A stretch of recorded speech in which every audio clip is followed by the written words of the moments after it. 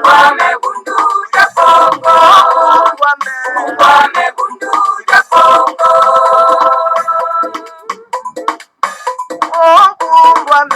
Ngwame bundu ja Kongo. Ngwame bundu ja Kongo.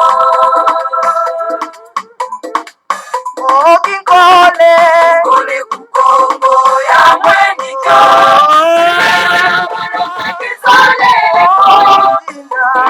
Tela mane mumbandwe. Munguluza kanda ja Kongo. Munguluza kanda ja Kongo.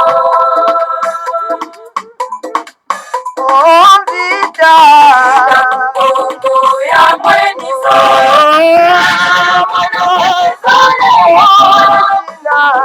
Tela mane mumbandwe. Mwana vita kukongo. Mwana vita kukongo.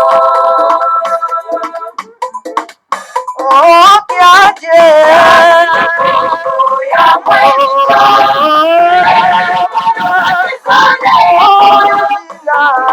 Tela mane mumbandwe. Kanda ja Kongo. Kanda ja Kongo. Tombe ya mweniko.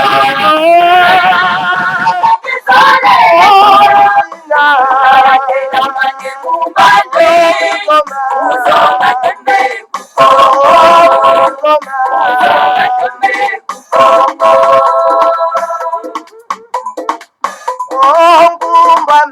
Ngwame bundu ja Kongo. Ngwame bundu ja Kongo. Ngwame bundu ja Kongo. Ngwame bundu ja Kongo. Ngwame bundu ja Kongo. Ngwame bundu ja Kongo. Ngwame bundu ja Kongo. Ngwame bundu ja Kongo.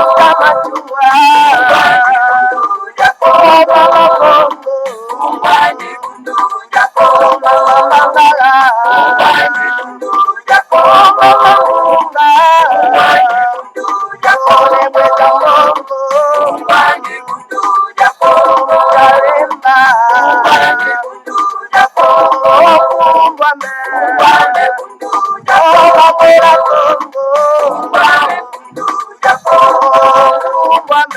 Ngwame bundu ja Kongo. Ngwame bundu ja Kongo. Matondo mingi bama batata bandeko balandi ya Kongo bololo kumbwame bundu dia Kongo tala biso wana toye bomo mesano lisusu na tongo ya lelo pamba te lelo ezali ya solo pena tuka mokolo mwa lomingo mokolo oyo solo pena bakolon baki kokosa biso ete ezali mokolo oyo tata nzambe apungu tulendo apemaki oke eza lokuta monene oke toyebi ya solo pena tuka tata nzambe apungu tulendo apemaka te bama batata bandeko balandi ya Kongo bololo azali omnipotent omniprésent bama batata bandeko ye aza na ntango ya kopema te. Alors lokuta monene ya bakolon mpona korendre bandeko na biso baparese bafenia bama batata bandeko balandi ya Kongo bololo. Or biso na bokoko na biso ezalaka mokolo mwa kenge donc mokolo mwa misato bama batata bandeko epo api en tout cas tozalaka na bokila ya kokota na kati na zamba te kosala mosala te ezali mpona kohonore bakulu na biso bakoko na biso bama batata bandeko balandi ya Kongo bololo.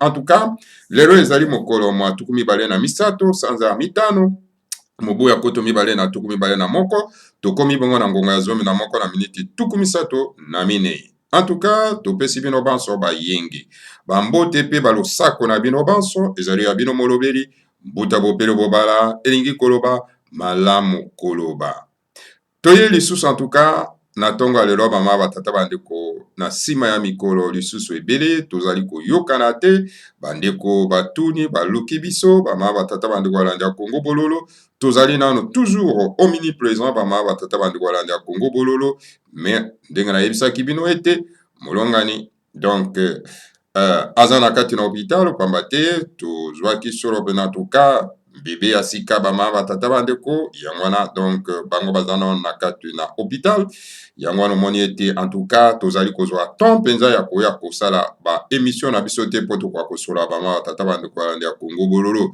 epo wapi tozali solo mpenza en tout cas kokumisa bakulu na biso epo wapi en tout cas basungi solo mpenza en tout cas biso en tout cas bama batata bandeko mpona ete kozwa lisusu en tout cas moko na biso bama batata bandeko balandi ya Congo bololo.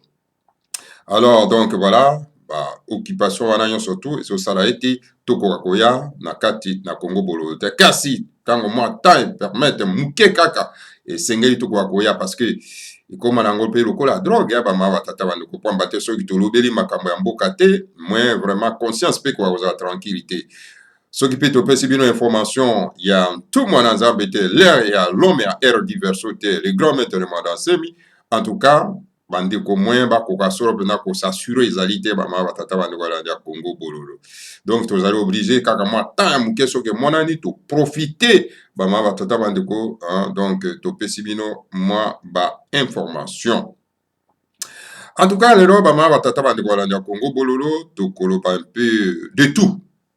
Donc toza na sujet spécifique te tokoloba un peu de tout bama batata bandeko balandi ya Congo bololo mais tokose focaliser mingi bama batata bandeko balandi ya Congo bololo na likambo etali solo mpena en tout cas homme politique na kati ya mboka na biso bama batata bandeko balandi ya Congo bololo tokofocaliser esika wana parce que bango nde bato bazali kokamba mboka esengeli totala qualité homme politique oyo bakoki kokamba mboka bama batata bandeko balandi ya Congo bololo mboka oyo tobengi solo mpena la République démocratique du Congo oyo vraiment oyo bakotombola solo mpena en tout cas degré ya conscience na bango tokokomisa yango solo mpena en tout cas la République fédérale du Congo donc ezali monene ezali mboka monene oyo osangisi Europe mobimba donc bama batata bandeko balandi ya Congo bololo ezali un petit pays lokola France te ezali un petit pays lokola Belgique te mais c'est un sous-continent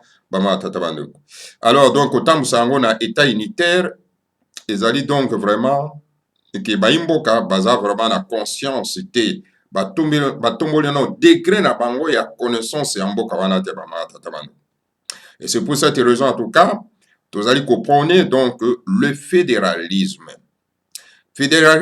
ezosala ete totambusa mboka wana malamu tout parti politique oyo ezali kopone fédéralisme c'est-à-dire que etomboli degré na yango ya kocomprendre la grandeur ya République démocratique du Congo et que na kati ya mboka wana il y a qu'un seul parti politique oyo eza kopone le fédéralisme le parti politique Bundu ya Mayala il y a le grand maître de Madansemi oyo ezali kobeta sete mikolo nyonso ete mboka oyo ezali monene tokoki kotambusa yango na un seul président te et voilà il a complètement raison bama batata bandeko balandi ya Congo bololo mboka monene sous-continent plus grand que l'Europe combien de pays ezali na kati Europe bama batata bandeko botangela biso boyebi alors ekoka kotambwisama na un seul individu donc elingi koloba ete toza koprone mpona développement ya mboka yango te soki réellement toza koprone mpona développement ya mboka ya biso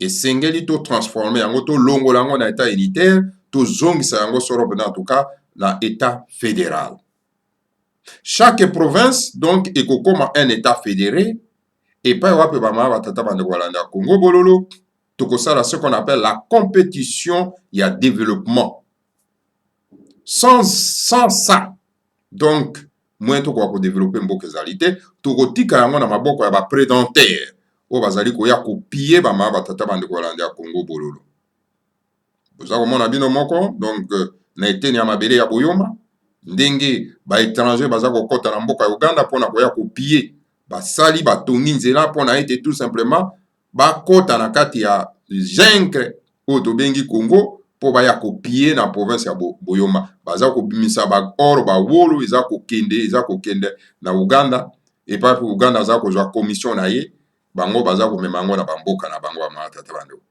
or soki boyoma ekomaki un état fédéral epai wapi ezali na la police na yango ekokontrole bama batata bandeko balandi ya Congo bolo pillage ozali koleka kuna ba tata bandeko.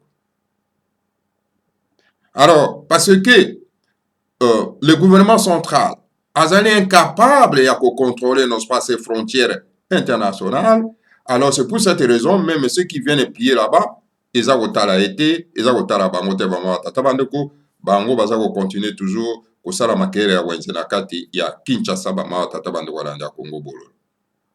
Donc voilà bama tata bandeko balanda Congo bololo esengeli biso nyonso tout s'investir na kati pona ete to transformer la République démocratique du Congo en République fédérale du Congo. Comme ça, ekosala ke to ko kotonga mboka yango malamu. Soki l'idée likanisi eza na bino te ndenge ni ya kotamusa un état fédéral, vous avez un tout mwananzambe sur le terrain au nom de Nemwanda Semi. Allez puiser la connaissance, allez prendre la matière ya kotambusa l'état fédéral et paye ya le grand maître de Mandassem. Bozela te soki le grand maître de Mandassem azali sous te, ah on commence maintenant à dire oh non il avait raison, et telle place azaki na raison. Non, tokoyoka bino na tango wana te. C'est le moment que jamais ya kokenda kozwa ko puiser cette connaissance, kokenda kotoka mai wana ya bopeto pona ete toko ko melango malamu. Allez puiser cette connaissance auprès du grand maître de Mandassem pour que toyeba ndenge ni tokoyi kotambusa l'état fédéral. Et d'ailleurs, il a écrit beaucoup de livres là-dessus pour transformer l'Union des Timansi qui dit l'Union des Timansi et l'Ingi Koloba, la Confédération de l'Afrique centrale. Ce qui vous tangi beaucoup yeba ndenge ni ya kotambusa. Et il faut pas oublier les prédentaires bakoyi kolinga te ke toko ko transformer mboka na biso en état fédéral parce que bayebi ke soki to transformer yango en état confédéral donc bango moye ba ya copier lisusu te okomona baza kotia bakoka jambe bazali ko diaboliser mutu oyo géniteur non pas il y a état fédéral entre autres le grand maître de Mandassem baza ko diaboliser ye ba tata bandeko baza ko manipuler moi ba politiciens sans esprit patriotique et nationaliste pur et dur pour bazala contre géniteur wana bama batata bandeko balanda Congo bolo. Mais essayons un peu ya kotombola esprit na biso. Yango wana bama batata bandeko balanda Congo bololo. Na Bukongo bazali kote ya baimboka ete un homme politique sans valeur morale et spirituelle, c'est un danger public. Et quand on parle, non pas de la spiritualité, on ne fait pas allusion, non pas, la spiritualité étrangère, c'est-à-dire on ne fait pas allusion au christianisme, on ne fait pas allusion au protestantisme, on ne fait pas allusion, non pas, au bouddhisme, on ne fait pas allusion, non pas, à l'islam, on ne fait pas allusion, donc, à la spiritualité étrangère. On fait allusion à notre spiritualité. C'est-à-dire, spiritualité, oyo, bazali ko tombola bakoko na biso. Et puis, bazali ko enseigner bakoko na biso, ba prophète na biso, bama watata bandeko balanda Congo bololo. Et puis, bazali ko tombola ba oyo babundaki pona mboka na biso, ba sopaki makila na bango pona mboka na biso bama watata bandeko. On ne fait pas allusion à la christianisme, parce que le christianisme, bazali tout simplement pour glorifier les ancêtres étrangers. Ok, na Bukongo balobiete, donc, kosambela bakoko ya bapaya, ezali crime monene. C'est un crime. Yo kovando sambela Abraham, Jacob, Isaac, tout ça là, osa ko glorifier les ancêtres des autres. Alors c'est un crime aux yeux ya bakoko na yo, oyo bazali soro pena na bomoi na mokila molimo ba matata bandeko balanda Congo bololo. Alors donc, nous devons vraiment faire attention à ça bama batata bandeko. Yango na bama batata bandeko na Bukongo batende mwana ete. Donc un homme politique sans valeur morale et spirituelle, c'est un danger. Parce que c'est un danger. Parce que spiritualité wana bapaya eza ko permettre que tokoka kolinga mboka na biso, to linga bandeko na biso, pe to bundela pona bandeko na biso bama batata bandeko. Parce que kuna okomona na kati ya spiritualité wana bapaya ba diaboliser donc baindo na kati. Donc un homme oaza na fierté na ye, un noir oaza na fierté na ye, akoki jamais kokende ko glorifier ba spiritualité wana bapaipa badiaboliza bango na kati ya mokanda oyo babengi Biblia. La Bible, c'est un instrument du néocolonialisme. La Bible, c'est un instrument de colonisateur pour nous aliéner, pour nous abrutir. Et je demande à mes frères qui se prétendent, n'est-ce pas, d'être, n'est-ce pas, des pasteurs. Vous n'êtes pas en train de travailler pour votre nation, vous n'êtes pas en train de travailler pour votre peuple, mais vous êtes en train, n'est-ce pas, d'aliéner votre peuple. La Bible, c'est un livre écrit par l'homme blanc pour nous aliéner. C'est un livre écrit par le colonisateur pour nous aliéner, pour nous exploiter et pour nous endormir. Bon, mécano kotombo la degré à conscience nabino. Pour que beaucoup se débarrasser de ces grands étrangers qu'on appelle la Bible. Bon, mais quand on tombe la degré à conscience nabino, pour se débarrasser, non pas n'a pas envoyé à Papaya. Entre autres, le Jésus-Christ, qui est tout simplement un envoyé à Papaya. Et d'ailleurs, il y a mon copain Alobaki, je n'ai été envoyé qu'au bébé perdu de la maison d'Israël. Pour la ligne, à partir du langage, beaucoup qui comprennent des angotés. Nous ne sommes pas les ennemis des envoyés des autres. Mais nous voulons assez que l'envoyé, on a bâti car on a périmètre culturel na bango. Et d'ailleurs, bango ils ne sont pas d'accord. Nandenge bandeko na bango bazwaki, banvoye na bango baye ko imposer na biso baindo. Ils ne sont pas d'accord. Et d'ailleurs, baza ko kotaka na moko na biso pona ete ba ko kasoro pena ko yebisa na baimboka ete totika ko glorifier banvoye ya bapaya. Tala makambo malikaki na kati ya Kinshasa ba mama tata bandeko. Les Congolais, les Noirs, bake ko se battre na stade mature au nom ya kwa ya Islam. Bama tata bandeko balanda Congo bolo. Bango kuna na Islam yango bakabwani baza na deux camps. Bake ko se battre, ba détruire biloko ya mboka au nom de cette religion étrangère. Mes chers frères, laissez l'islam pour les Arabes. Mohamed est venu tout simplement pour nako sunga, ko tombola, ko bundela, bande konaye barabe. Le Seigneur a Congo l'a envoyé pour sauver son peuple arabe. C'est pas pour nous, mes chers frères. C'est pas pour nous. Parce que na kati ya islam, na kati ya Coran, baza ko glorifier ba koko ya barabe. Il n'y a pas votre koko là-dessus. Yo kamati ba koko no opesi bango mokongo. Bokomi ko bunda na kati ya mboka ko bomana likolo ya bakoko ya bapaya. Mes chers frères, bandeko na biso baendo et surtout bandeko na biso ba congolais. Bon mekana ko tombola degré ya connaissance na bino mwa muke ba mama tata bando.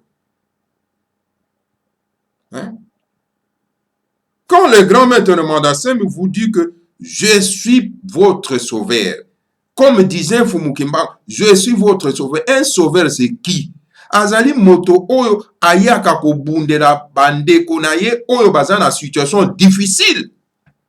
Lelo oyo na kati na mboka ya Congo, toza na situation difficile. Toza na ce qu'on appelle la colonisation noire. Bama tata bandeko. Et puis les Tutsis sont manipulés, donc instrumentalisés par le néocolonialisme pour venir nous occuper et nous dominer.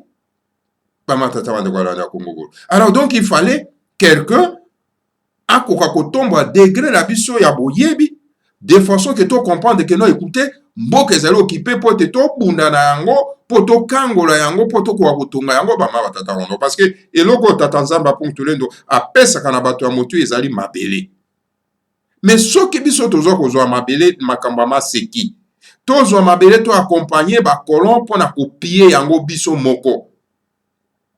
Mais lobby vos enfants que vous êtes en train de piller ba govanda wapi tant que kozanga mabele ba mama tata bando. C'est grave ba mama tata bando. Alors donc tozali devant cette colonisation noire Alors donc, il a fallu moko abiso akoka kotelema na bopikiliki nyonso pona kolamusa baimboka. Et tala les grands maîtres de Mandasé mazali kotelema pendant que les autres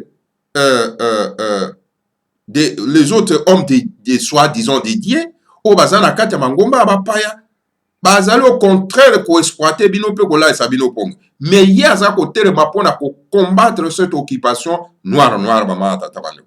Mais entre celui qui se met au combat pona et tokoka ko se libérer dans cette colonisation noire na bato yo baza ko la sa bino pongi ya ke yeso azana nzela azali koya oh boti ya mabonza oh compétition ya mabonza na nazana $100 na nazana $200 baza ko exploiter bino pendant que bozana misala te bozo ko landa bato no olebo landa. C'est lui qui se met debout, qui se batte pour vous, pour que conditions de vie na bino koka ko bonga. Les grands maîtres de Mandasem ne se battent pas pour ses intérêts, pour sa poche, mais pour l'intérêt général. Ya bana somi ya mboka ya Congo ba mara tata bande wala ya Congo bolo. S'il faut chanter Djalelo, c'est mieux vaut de chanter Djalelo au grand maître de Mandasem parce que il se bat pas tout simplement pour la condition de vie et s'améliorer. Les conditions de vie de Yabana Somi ya mboka ya Congo s'améliorer. Azako se bat aussi pour que la spiritualité ya biso ekokako s'installer na kati ya mboka. Quand on dit spiritualité ya biso, cela veut dire que pa wapi tozako glorifier ba koko na biso. Mes chers frères, to mekana no kolongola no esprit ya incompréhension eza na kati na biso. Bozwa na mukanda wana babengi Biblia. Bozwa na pe koron bandeko na biso ba se battre sur le terrain. Webi, moi parenthèse. Moi, chef de quartier, na ville ya Mbandaka, ba pesingaka chef de quartier. Je vous dis franchement, toutes les églises et des mosquées na kati ya mboka na biso ekozala na quartier wana ekozala fermé. Soki ekozala seulement soki l'église chrétienne ekozala na quartier ya o pa wapinga na zali chef de quartier. Donc, bamindele nde bato baokende na église na bango wana. Na komona moto moindo te akende kokota na esika wana. Parce que moto moindo so ake kokota na esika combien danger public pour na biso. Un traître. Mosquée soki ekozala. Ce n'est que des Arabes. Ce ne sont que des Arabes. Oh, bah, okende kokota na mosquée wana. Je ne vais pas voir un nègre akende kokota na esika wana. Ya bonzambe ya bara. Moi, chef de quartier, na ville ya Mbandaka. Ba pesinga chef de quartier. Ikongo wasa, par exemple. Donc, et Congo wasa, alors donc, et sengeli ba mosquée ou ba église eza wana et patakambango libera. Soke kotika, je veux voir tout simplement que les Européens bazo kena kokota parce que ezali ya bango. Ba voya ko sambele pa na bisote. Nous voulons que le Bukongo s'installe. Bukongo, pourquoi? Parce que eza ko glorifier ba koko ya race bantou, ba koko ya bato ba indo. Chaque race azana ba koko na ye. Et pas fesengeli ba ko glorifier bango ba ma tata bando. On ne peut pas les glorifier. Donc ba koko ya bato mususu et pas puis na ba mikanda yango ba diaboliser bakoko na biso ba ma tata bando wala. Soyo un peu to mekana ko tombe la degré à moralité na biso ba ma tata bando wala ya Congo bolo. Et une personne qui mène un pareil combat, il y a réhabilitation à l'homme noir, est-ce que peut devenir votre ennemi? Est-ce que le Mandasem qui se bat pour la réhabilitation, le kumu, le lendo ya baindo, est-ce que moto ande wana ko comme ennemi? Et na roba ma tata bando wala ya Congo bolo. Regardez vous-même. On parle de Mandasem moins et moins dans les médias na kati ya Congo. Moins à moins. Et d'ailleurs, même pas. Même ici na diaspora. Même bato bande kuna biso waza na diaspora. O epai wapi. Ozo mona racisme, la discrimination, ozomona donc l'injustice à l'égard non pas de l'homme noir, aza toujours derrière cette religion chrétienne étrangère bama batata bandeko pour continuer à glorifier les étrangers bazanaka bakoka ba étrangers bazanaka te na mangomba wana. Mais quand est-ce que l'homme noir va prendre conscience? Pourquoi biso ba mosu tozui conscience wana? Parce que tolingi donc lolendo na biso ekoka kotombo na bama batata wana. Et moto aza kotombo la bino lolendo wana. Et sengeli kozwa lokola diamant. Le grand maître de Mandasemi et sengeli mwana nyonso ya Congo, la mwana nyonso ya Moindo akwa kozwa lokola diamant. Pour protéger bama. C'est ezali patrimoine national. Ya biso bama batata bana kolanda Congo bolo. Et voilà, nous voulons suivre les médiocres. Yoko kenda ko suivre par exemple un Ambongo. Mais Ambongo c'est un traître. Il y a race noire. Parce que yé azali ko glorifier donc la religion étrangère. Azali ko ya ko kumisa ba santu ya bapaya. C'est comme si que biso baindo tozanga ba santu ba ma batata bana kolanda Congo bolo. Et une personne comme ça qui est traite à la nation, à la race noire.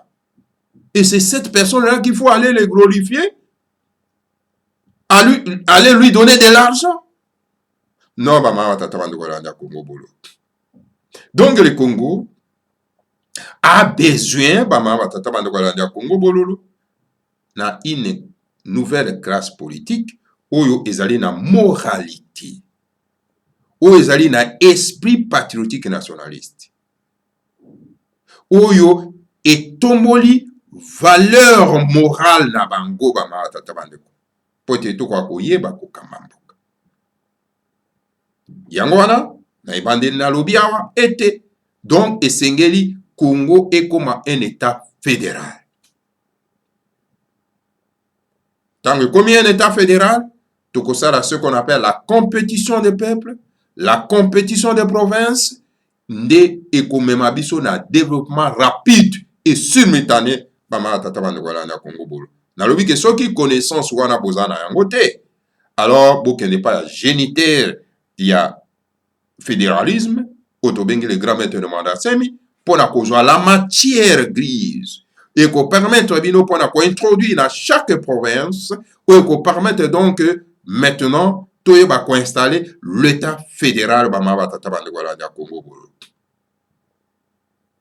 N'allez pas suivre les conseils de prédentaires.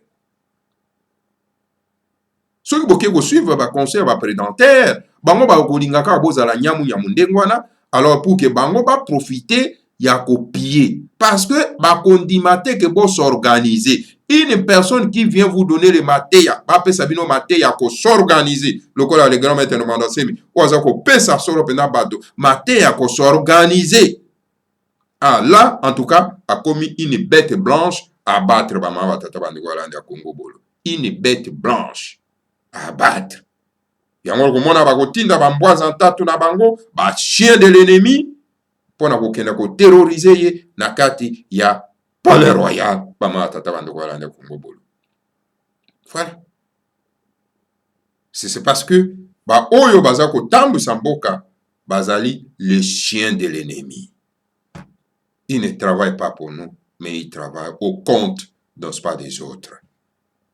Voilà, bama batata bandeko, ma introduction muke na ko pesa na sika wana bama batata bandeko la ya Congo bolo po bandeko ba mikana ko comprendre yango.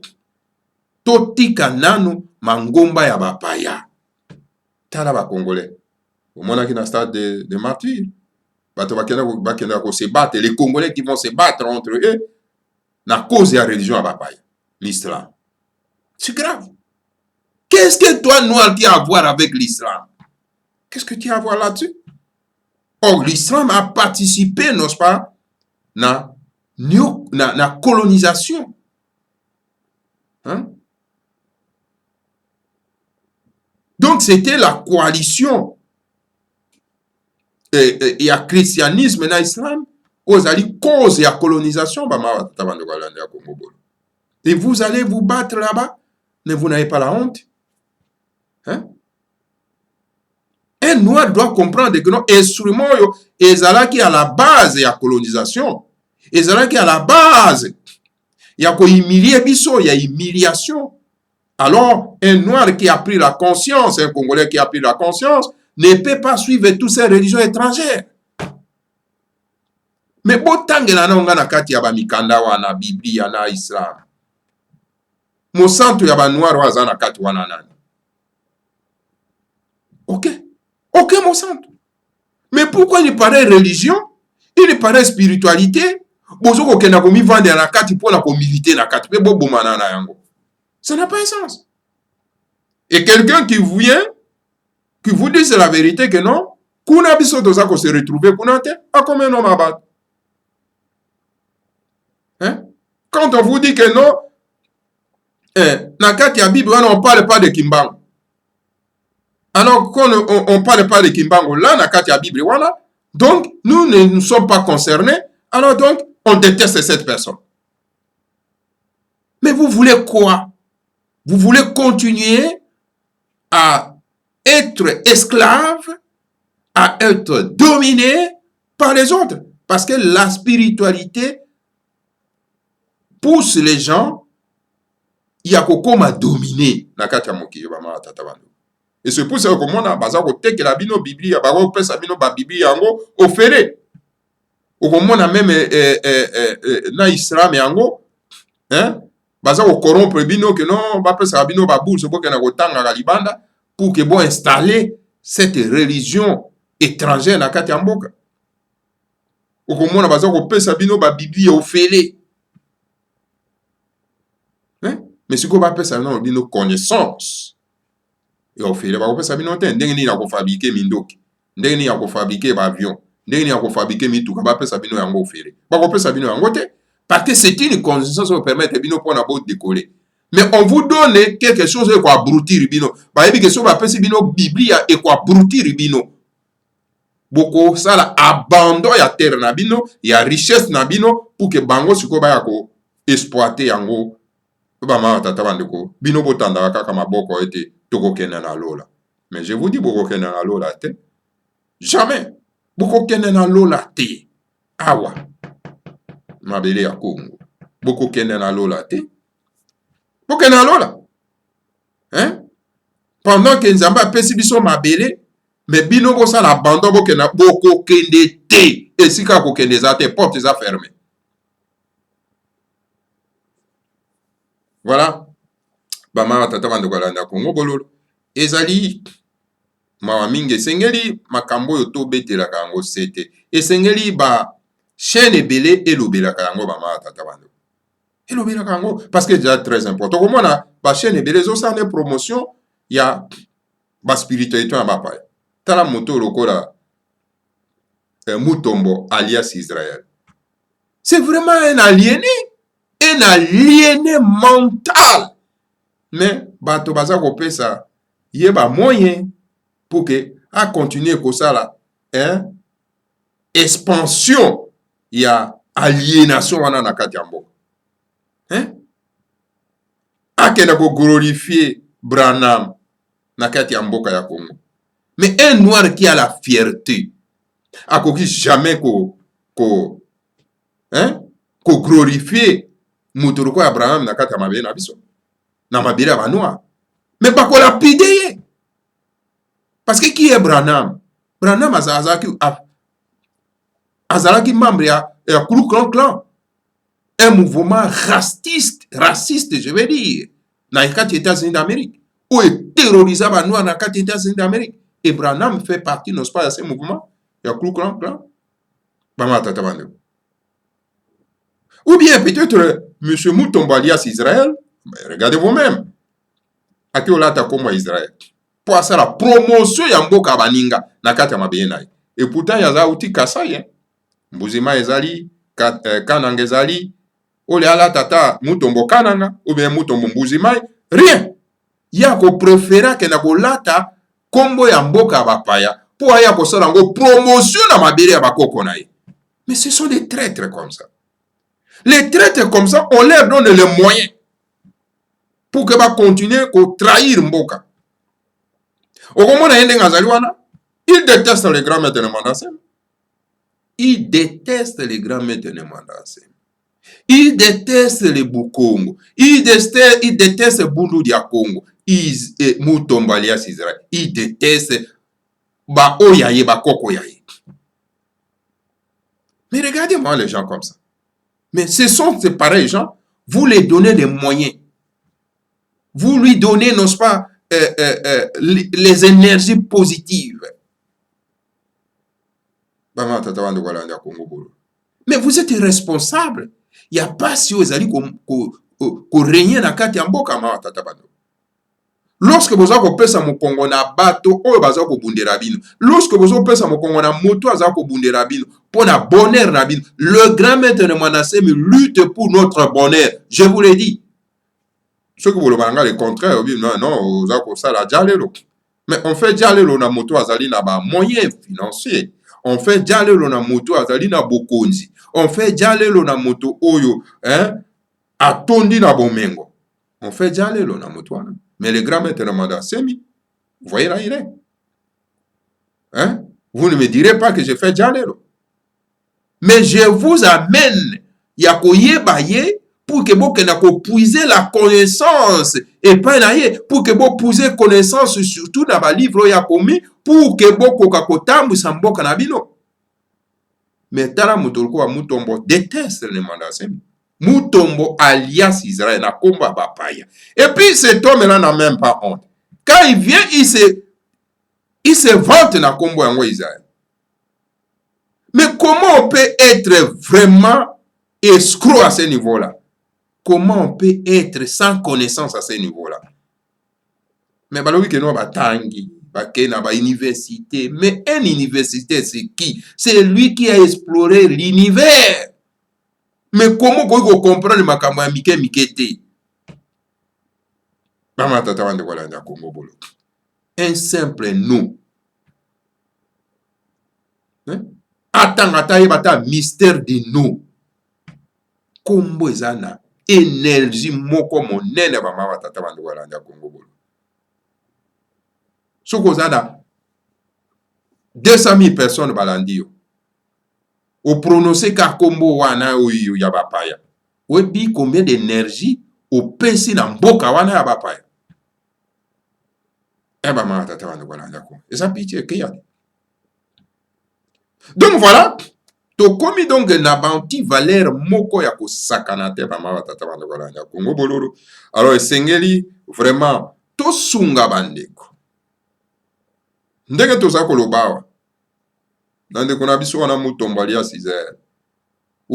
Soki oza ko yebisa ye makambo, ya za ko s'enfoncer encore dans le mal.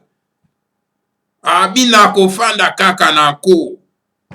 Na ko benga makaka Israël na ko. Donc il y a un problème sérieux na niveau ya cerveau na biso. Mama tata bande wala ndia Congo bololo. Donc esengeli kaka ko beta sete koloba pour que vraiment compréhension et quoi voilà en gros. Et Moto Mabengi Macky Sall, c'est un président sénégalais. Tant bakendaki na réunion à Bango à Paris, il dit à monsieur Chilombo que non, écoutez, il faut vacciner les Congolais. Il faut vacciner, il faut payer ça Congolais Tonga, Mangbele. Donc c'est à lui de nous imposer tozwa Mangbele ou yalikambo biso to éviter. Voilà les esclaves. Baumbu ya bapaya. Quand est-ce que vous les nègres vous allez vous libérer de votre maître? Un petit pays local la France et quoi qu'on benga tout un continent pour que Ekenda que ça la réunion dans un petit pays local la France. Et bango ba imposer bino ndeni ya kotamu samboka na bino.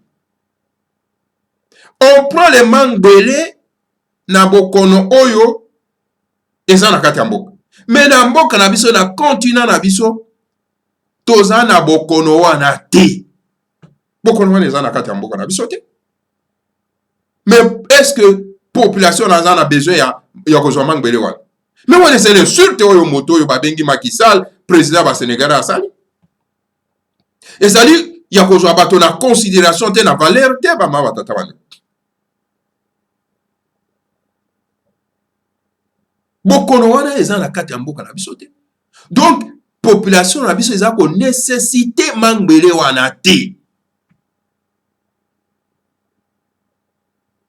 Mangbele wana ezali poison pour éliminer notre peuple. Il faut qu'on se dise la vérité. On doit combattre ça.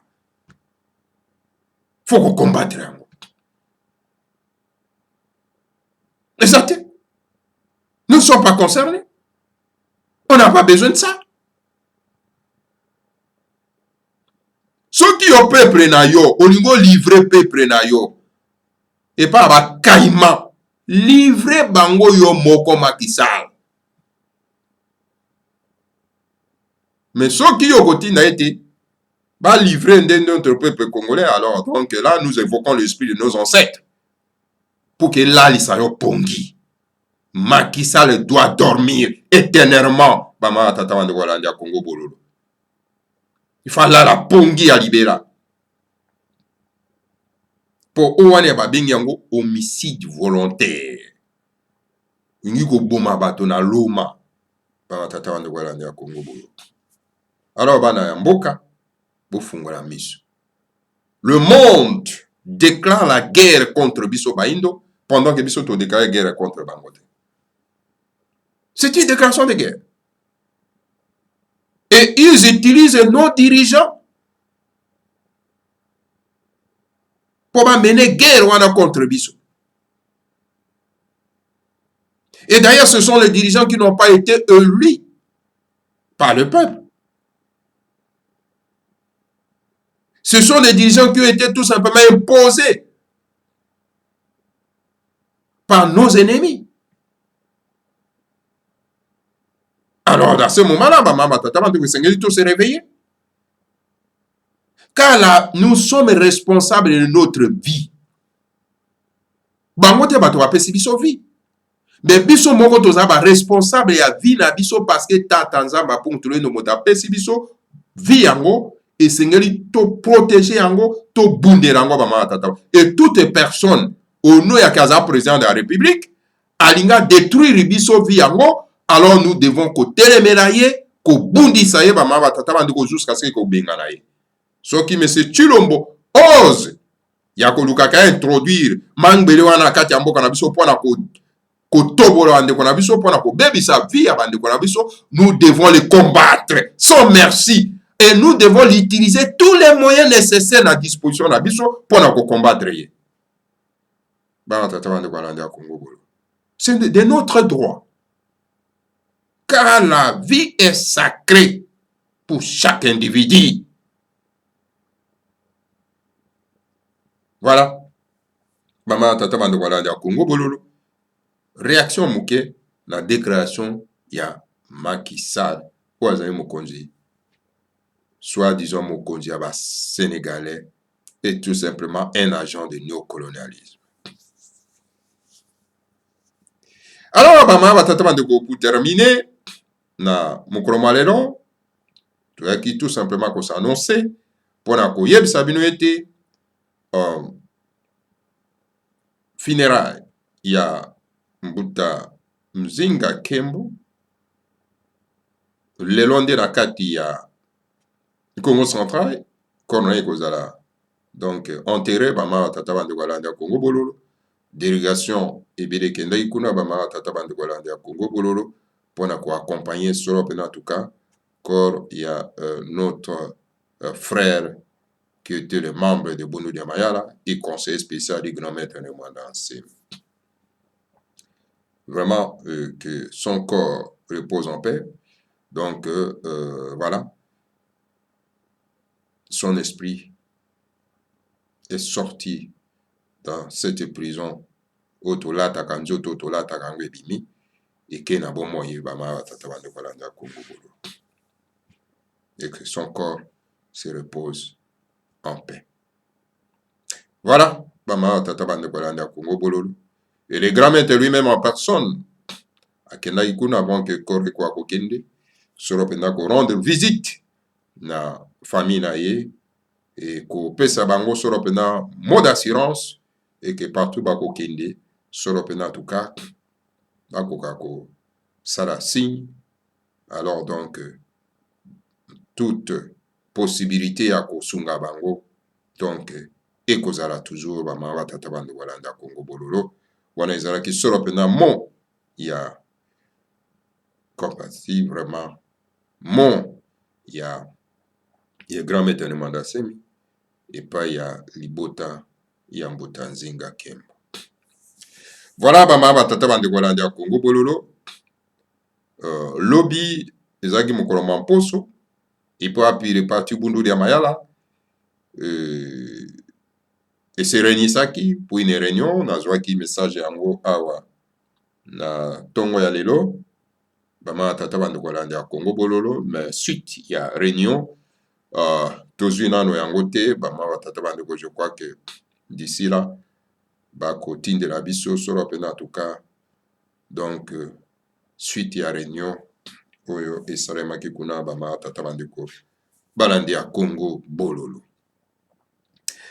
Alors, en tout cas, bama batata bandeko balandi ya Congo bololo o wana ezalaki solo pena en tout cas mwa moke toyaki na yango en tout cas na tongo ya lelo mpona kosannonce ke toza toujours na bino bama batata bandeko balandi ya Congo bololo soki bozali koyoka biso te compte tenu n'est-ce pas ya bacirconstance oyo toza na yango sikoyo bama batata bandeko balandi ya Congo bololo yango toza koya moins en moins na kati na Congo bololo mais toza toujours wana la lutte continue bama batata bandeko et la victoire ekoya toujours na ngambo na biso matondo mingi na bino banso oyo solo pena en tout cas bolandi biso alors que le Seigneur à Congo keyele bakulu na biso bakoka solo pena en tout cas kopambola bino banso bapambola le grand maître Mwanda Semi pe bapambola solo pena la République fédérale du Congo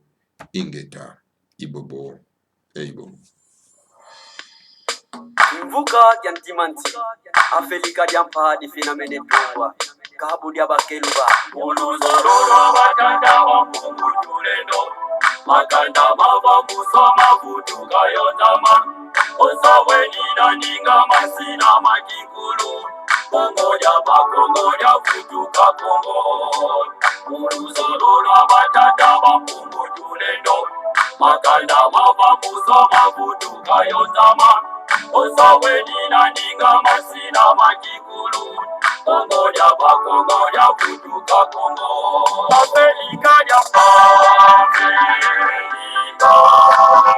Afrika ya mbali na tumbo Afrika ya mbali zina mene tumbo Afrika ya Afrika ya mbali na tumbo Afrika ya mbali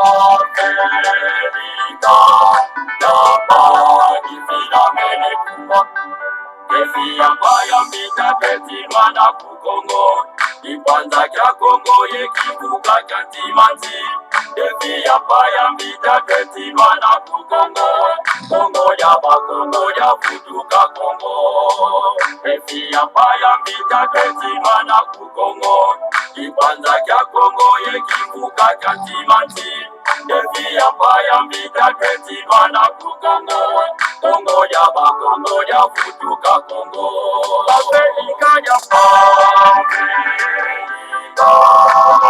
Afrika ya mbali na tumbo Afrika ya mbali zina mene tumbo Afrika ya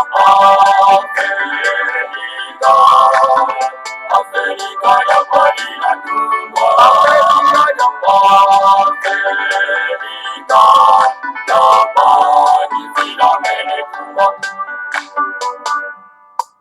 Zakuza ndantu zazo zina katulwa Uluzolola batata makungu tuleno siku mia zone za kwanza zinatungwa, yevuka na ukivuka kyantimati, takuza kuna ndatu zazo zinakatulwa, mulusorola barkata bakumutulendo, siku mia zone za kwanza zinatungwa, yevuka na ukivuka kyantimati.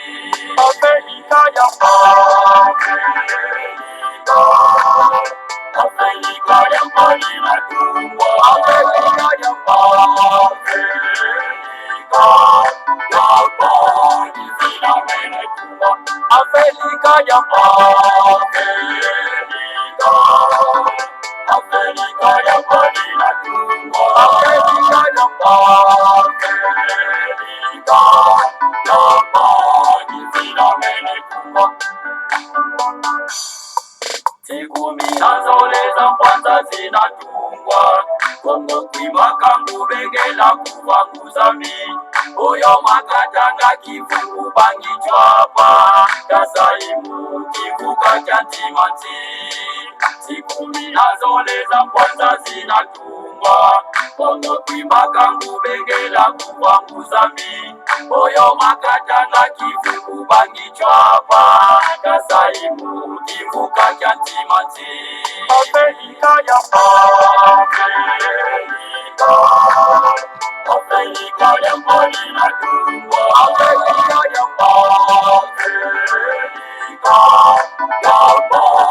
zina mene tumbo, Afrika ya